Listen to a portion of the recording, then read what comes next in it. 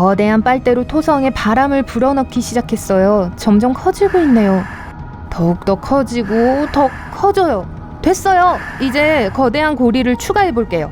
좋아요. 이게 슈퍼 토성이에요. 또 스테로이드 맞은 토성이라고도 불리죠. 이는 과학자들이 2012년에 발견한 진짜 물체예요. J1407b라는 이름의 행성이에요.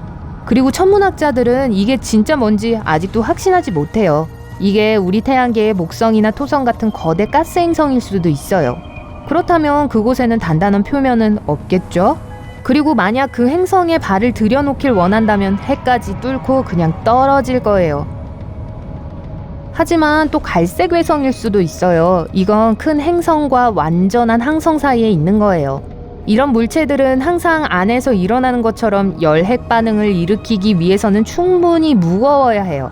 하지만 빛을 발하고 열을 방출하기에는 갈색 외성의 반응의 힘이 너무 약하죠. J1407b의 크기와 무게를 가늠하기 위해 지구를 볼게요. 우리의 행성을 저울 위에 둔다면 6과 0이 21개 있는 톤이에요. 우리의 지구는 또한 지름이 약 12,700km예요. 이제 이건 우리 태양계에서 가장 큰 행성인 목성이에요. 이것의 지름은 지구의 11배예요. 또 318배 무겁고요. 만약 목성이 양동이라면 안에 1321개의 지구를 담을 수 있을 거예요. 그리고 오늘의 영웅 슈퍼 토성이에요. 목성의 거의 20배죠. 저울의 균형을 맞추려면 반대편에 6360개의 지구를 놔야 할 거예요. 이 행성의 고리는 너무 넓어서 만약 이게 태양계에 있었다면 태양과 지구 사이의 절반 이상의 공간을 차지했을 거예요. 그리고 슈퍼 토성이 원래의 토성과 위치를 바꾼다면 맨눈으로 고리를 볼 수 있을지도 몰라요. 보름달보다 더 클 테니까요. 아마 이 고리들도 우리 토성 주변의 고리와 같은 방식으로 생겨났을 거예요. 한 이론에 의하면 고리들은 한때 그곳에 있었던 위성의 잔해라고 해요. 당시 위성들의 궤도는 안정적이지 않았습니다. 점점 시간이 지나면서 위성은 공전하고 있던 거대한 행성의 조성력에 의해 산산조각 났어요.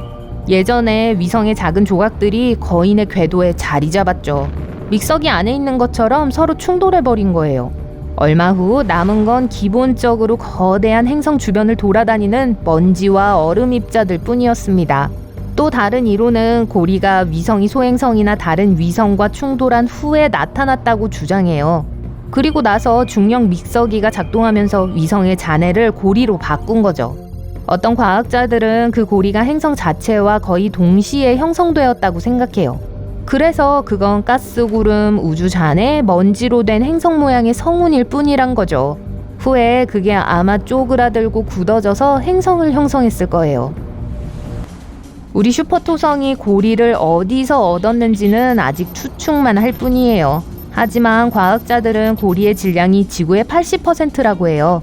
그 뜻은 J1407b의 궤도를 돌던 위성이 우리 행성과 거의 같은 크기였다는 걸 의미하는 것일 수도 있어요. 이 고리 중간에 약간의 틈이 있는데요. 과학자들은 슈퍼토성의 위성이 그곳에 있을지도 모른다고 생각해요. 만약 이게 사실이라면 대략 화성 크기일 거예요. 만약 과학자들이 맞고 슈퍼토성이 사실 갈색 외성이라면 이건 굉장한 발견이에요. 과학자들은 슈퍼토성이 나이 먹는 걸 볼 수 있을 거예요. 그 과정을 추측해보자면 갈색 외성은 에너지를 잃고 줄어들고 점점 사라지겠죠.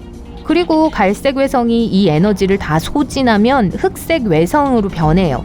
그렇게 되면 블랙홀을 헷갈리기 쉬워요. 사람들은 아직 우주 어디에서도 흑색 외성을 발견하지 못했어요. 왜냐하면 흑색 외성이 형성되기까지는 수조에서 수천조 년이 걸리기 때문이죠.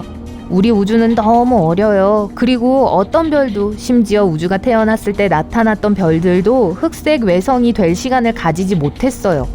우주에서 가장 오래된 천체 중 하나는 꽤 긴 이름을 가진 백색 외성이에요. 이 행성의 나이는 약 110에서 120억 살이고 태양보다 절반 정도 차가워요. 그리고 아직도 식어가고 있죠. 이게 흑색 외성이 되기 위해서는 10에 0을 15개 더한 나이가 필요해요. 비교하자면 우주는 1.4에 0이 10개 붙은 나이예요.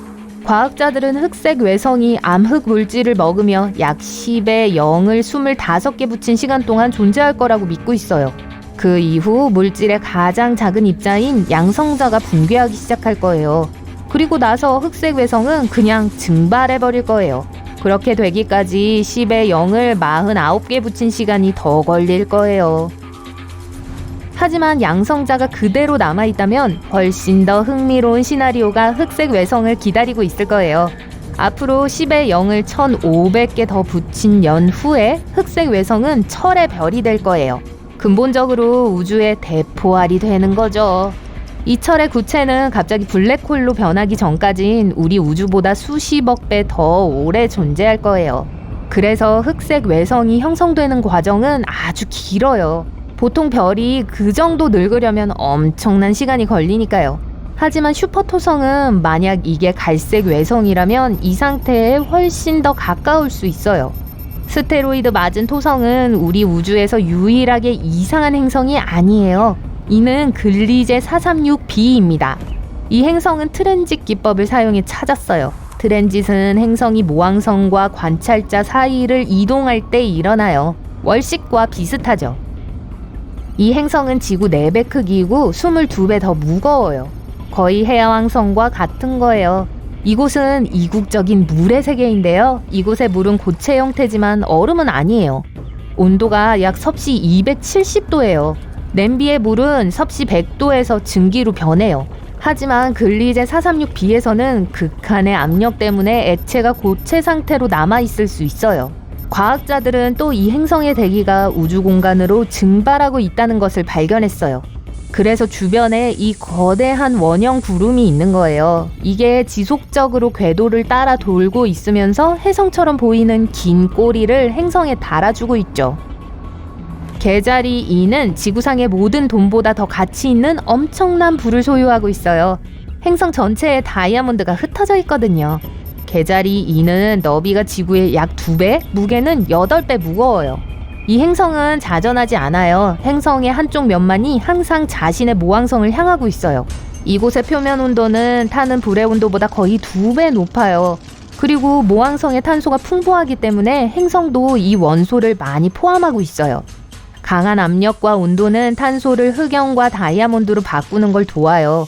안타깝게도 이 행성은 우리 집에서 40광년 떨어져 있어요.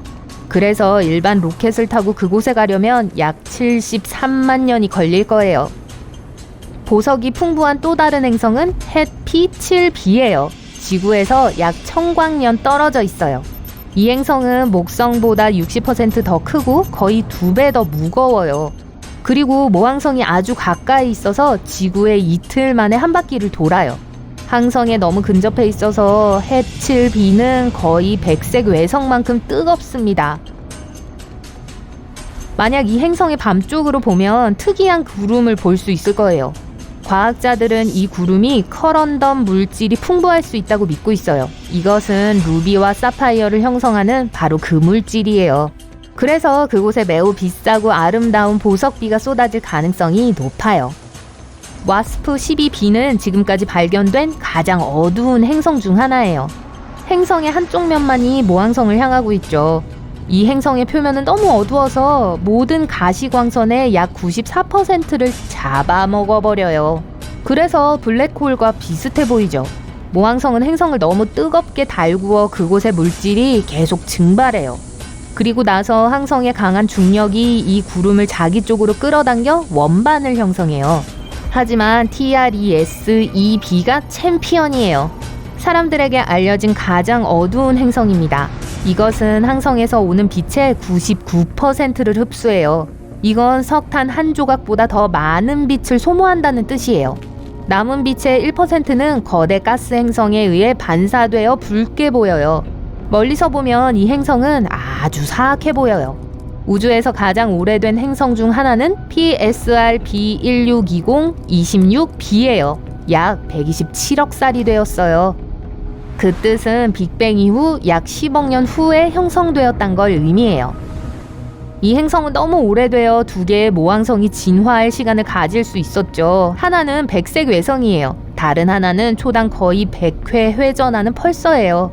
이 행성의 해돋이는 정말 멋질 거예요. 바로 지금 이 항성계는 밀집된 성단계를 향해 움직이고 있어요. 이러면 항성 충돌로 이어질 수 있어요. 그래서 이 행성의 운명을 알 수가 없어요. 케플러 438b는 지구와 가장 비슷한 행성 중 하나예요. 이 별의 크기는 12%에 불과하고 모항성에서 너무 가깝지도 너무 멀지도 않은 생명 거주 가능 영역 내에 있어요. 이곳은 열기로 물을 증발하지 않고 추위에 물이 얼지 않는 최고의 지점이에요. 이 행성 표면에 생명체가 살고 있을지도 몰라요.